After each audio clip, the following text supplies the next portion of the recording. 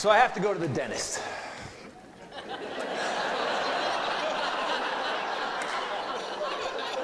And I want you to know my teeth didn't always look like they were designed by Jesus. Jesus had a shot when I was born, and he dropped the ball. Of course, my horrible teeth weren't all from mom and dad's white trash landfill genetic cocktail, but they did give me a physiological head start towards being a meth addict or a roofer. I could have just said roofer. When I was born, my teeth were not on the same team. Just had a mouthful of rebels that just wanted to go their own ways. Just a mouthful of twisted, knurled stalactites and stalagmites that, frankly, I blame for every girl in 8th grade staring me in the face and saying, no. My teeth were the crude tools of a young boy who knew he was never going to be on the varsity corn on the cob eating team. A joke got a standing ovation in Nebraska.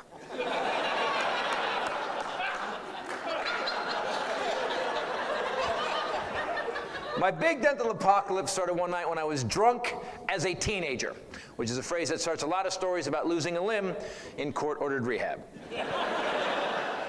I was hanging out with my underage drinking buddies. We had beer, but no bottle opener. And I was like, bros, I got a bottle opener in my face. And as I grabbed that vintage bottle of Miller Lite, 1981 vintage, because, well, it was 1981. I know the amber urine-esque color, the smell of hops and barley that reminded me of a Doberman marking its territory. What an exquisite palate tingler for this D- student. When I put the bottle in my mouth, pap! It did not open, and these two teeth broke off. Blood! And my buddy Jim Kane goes, dude, those are twist off.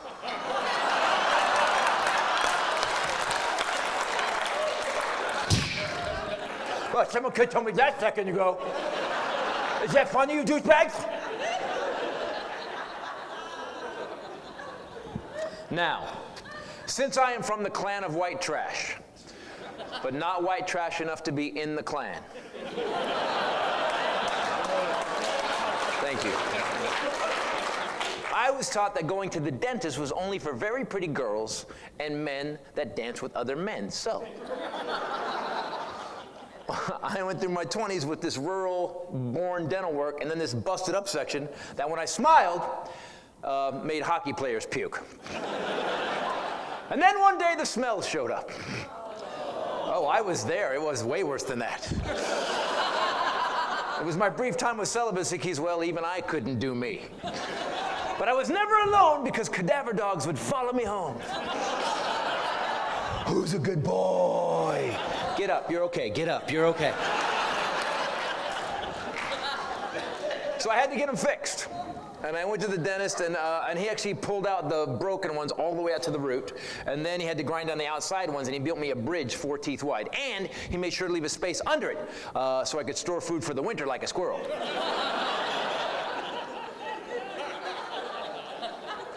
And then I got a TV show. My contract said I had to get my teeth fixed because in the focus groups, I scared children.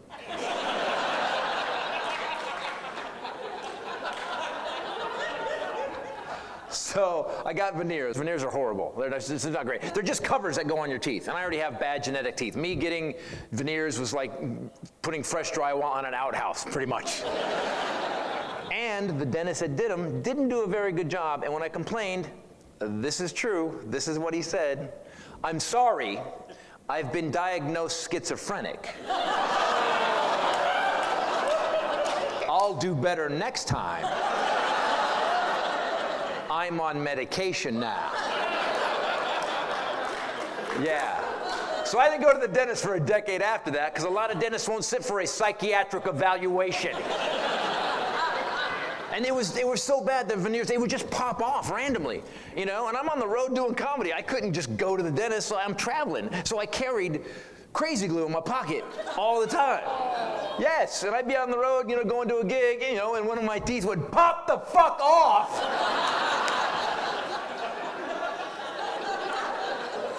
and I'd have to pull over to a convenience store bathroom and glue it back in, quite inconveniently. And so what if a couple of times I glued my finger to my tooth? So I did some shows like that. See, it's funny, you're laughing.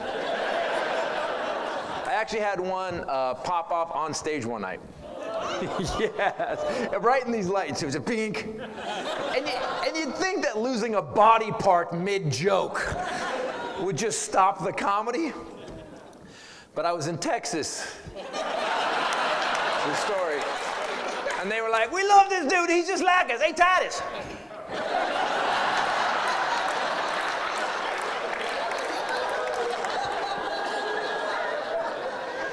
So I had to get it fixed. I needed a new dentist.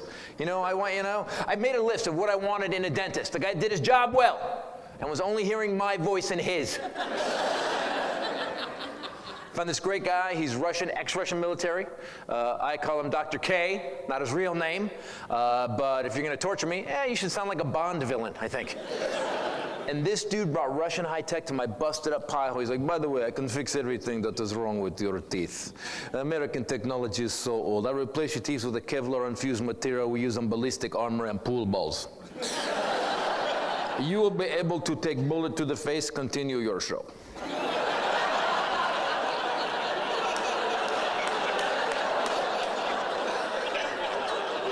Why would he get shot in the face during my show? I follow you on Twitter. That's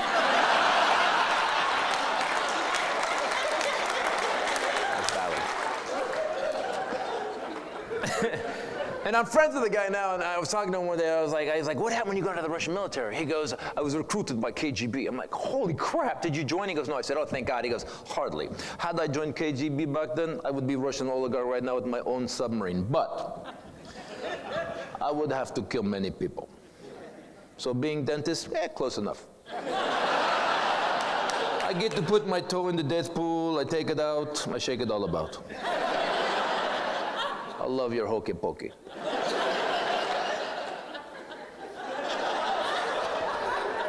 And this dude over the years has replaced almost all my teeth, and that's why I exude a sexuality unmatched. Thank you, dude. But he couldn't fix my bridge, my busted up foretooth. He goes, you need to go to a dental surgeon. I cannot fix this. I am Russian, not Jesus, so I don't believe in. So he sends me to this Los Angeles-based Sudanese dental maxillofacial expert plastic surgeon guy. And I looked him up because I've had so many weird dentists. And this guy's on 3 different boards of hospitals on 2 different continents. And I realized, holy crap, to get my smile fixed, I'm going to have to move to a smaller house. And I go see him, and I explain my Miller Lite massacre. And he thinks for a second and goes, aren't those bottles twist off?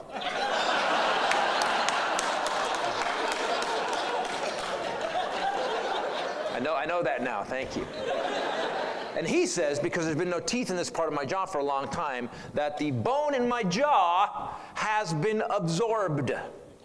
Yeah, so use all your body parts, people. Turns out, they can be absorbed. And do not use this as an excuse to have sex with her, gentlemen. Come on, babe, it's going to get absorbed.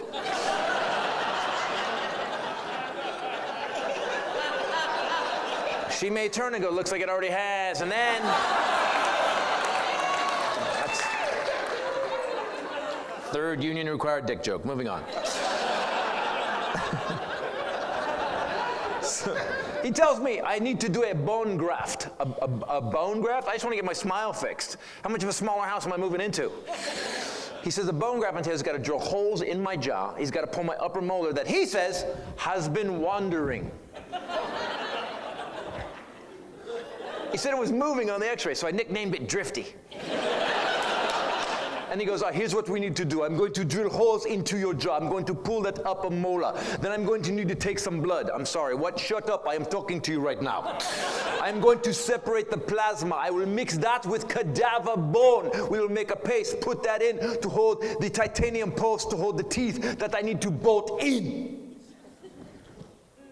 And I said, today? I got gigs, man. I can't just sit. And the dude laughs in my face like, no, this is going to take 6 months to a year. You will have plenty of time to move to a smaller house. So I planned the surgery, and I have to be honest, it was weird, but the cadaver bone thing freaked me out, because what they do is they take your plasma and they mix it with a dead person's bone. It's like a Crypt Keeper smoothie of some sort. And then they put it in the paste in the hole in your jaw, and they sew it up and let it bake, and the whole time it's healing, by the way, it's kicking out little pieces of cadaver bone out your gum. Yeah, lady, yeah. What kind of new dental nightmare is this, pray tell? I get weird out of drinking out of people's water bottles. Now I get to suck on strangers' skeleton for a year?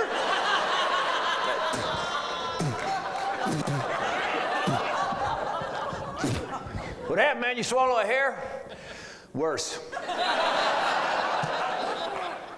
And I said, whose cadaver bone are we using? And he goes, it does not matter. Any skeleton will do. And when I heard that, I thought, holy shit, I just solved racism.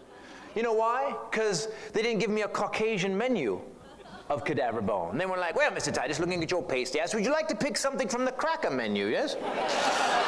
Something from Sweden, Connecticut, maybe the Ron Howard lineage. You get that, right? If there was any difference in us at all, they'd have to do genetic testing or DNA mapping, so my jaw didn't reject the bone, but instead, they could just use any color, race, sex of person, and just jam it in your face. Currently, my jaw has more racial diversity than the entire Trump administration.